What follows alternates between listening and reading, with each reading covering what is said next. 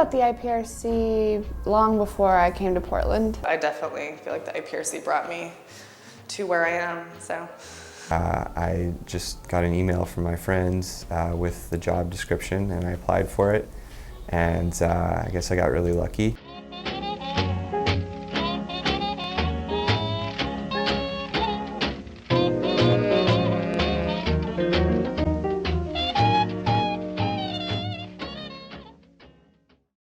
It was originally founded in 1998 by Rebecca Gilbert and Chloe Udali.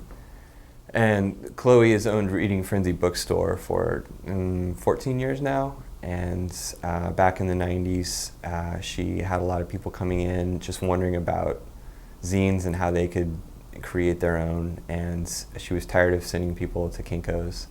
So she and Rebecca basically just rented a room in this building, the North Pacific building, and put a copy machine in and a couple just hand-built tables, and started the IPRC. And eventually they got 501c3 status from the government and became a nonprofit, and the organization has just slowly grown and expanded since then to the bustling operation that we are today. I'd say that we reach thousands of people every year. So we do a ton of work out in the community. Well, we do a lot of different things. One of the outreach programs that I sort of spearheaded when I got here was the Media Action Project. We go into an institution. It can be a school or a shelter or teen drop-in, and we do 4 sessions about deconstructing media, reading media, becoming literate in media, and then the participants create a zine deconstructing a piece of media usually, or representing themselves as opposed to how they're represented in mainstream media.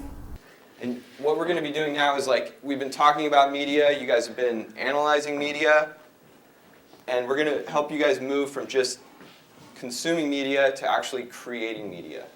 The media is coming at us with a lot of definitions that they want us to take on, right? But that aren't necessarily helpful for us.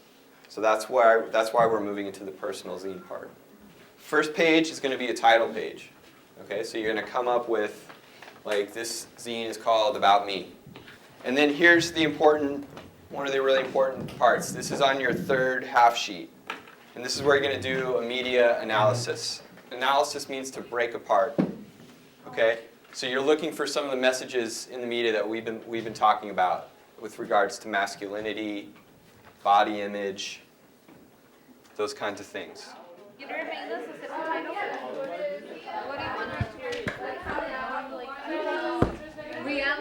Or you could have something totally different, and it could end up being like a play on the word I, because how we see things.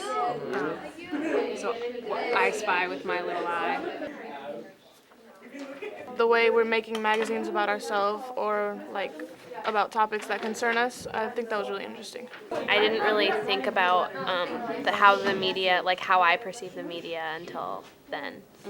And I don't know, I think they're really cool. I think it's interesting to learn about something that's really like involved in your life. Like it actually pertains to something that's happening in my life right now, as opposed to like trigonometry, which doesn't really pertain to like my immediate, like when I go home and stuff. I don't know, it makes me think like different about like the media and stuff, because the movie they showed us, Tough Guys or something, I don't know, it made me mad that they like treat girls different like when they do something, and then they show like guys are like more tough than girls, and it's not true. I noticed it before, but I didn't really take it into account in any way. So that made me realize that they really do like portray people in certain aspects. Now I feel like I had like a skewed perception of how my body should look, and I've kind of started to reevaluate that because of learning about the media. And I think that I'm going to talk to my brother about it too, because he's kind of a tiny guy right now, and so he's 14. So he has a lot of pressure to get big and get taller and stuff, so probably going to talk to my brother about it too.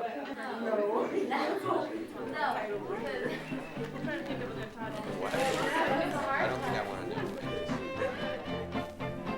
the IPRC has a lot of different facets, but I think that kind of the core of the IPRC is the center itself. It's a tiny, tiny space. I mean, I don't know if I'd like the IPRC as much if it was spread out. It's kind of nice to, and most times you work on a project, you're kind of near somebody else and so you network or learn something new, and so it's actually a fantastic place to do your own project. And so we have a huge zine library, one of the largest libraries of its kind in the country. We just have a really great collection of stuff. A lot of it is we give priority to people that actually create their work at the IPRC. So it's a really great way to like archive the work that has been done here in the center, and then other people that are making new work can do research on it and you know, find inspiration in the library.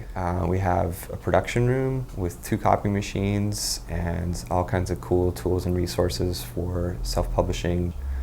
We also have a really fantastic letterpress studio. That's one of our most popular offerings. We have workshops on creative business. Especially now, we're really interested in helping people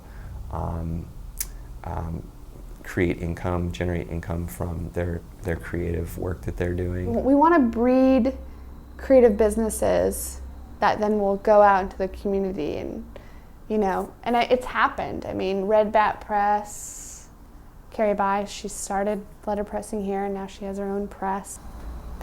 Getting creative about how we sustain ourselves is something that is becoming more and more important. I am happy that IPRC's around.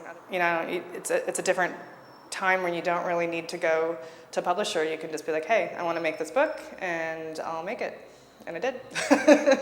Yeah, I've been researching and going to lots of museums in Portland, and so I decided to do a full guide with illustrations. And so it ended up being almost 100 pages long, which means I couldn't fold it like a zine. So, and it's got over 50 museums and collections in Portland.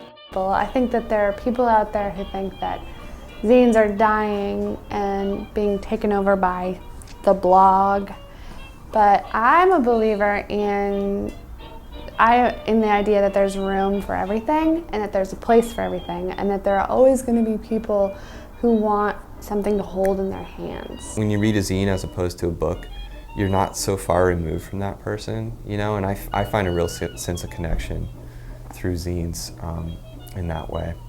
I really don't think Powell's Books is going to close down anytime soon, because people love to hold a book in their hands, and I think the same is true of zines and just making handmade things in general. There's a satisfaction in that and a joy in that that cannot be replaced with technology. So rather than saying no to people, we say yes. We empower them to publish their own work and get their, you know, sort of subvert the normal conventions for getting their ideas and work out there and show them how to do it themselves. I mean, really, an organization's as good as your volunteers and your staff. So it's just like, you just have to have good people working hard and stuff happens.